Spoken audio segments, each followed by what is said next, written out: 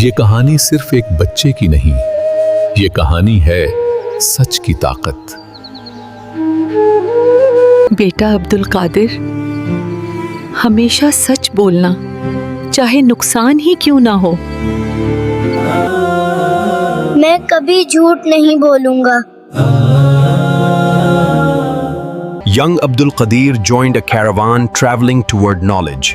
नन्हे अब्दुल कादिर इल्म की तलाश में काफले के साथ रवाना हुए। जो कुछ है निकालो, वरना जान से जाओगे।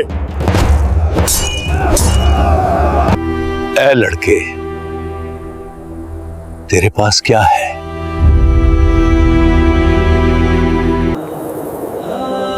मेरे कपड़ों के अंदर दीनार सिले हुए हैं।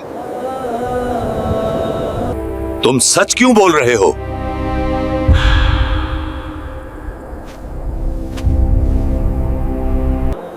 क्योंकि मेरी माँ ने मुझे सच बोलने का हुक्म दिया है।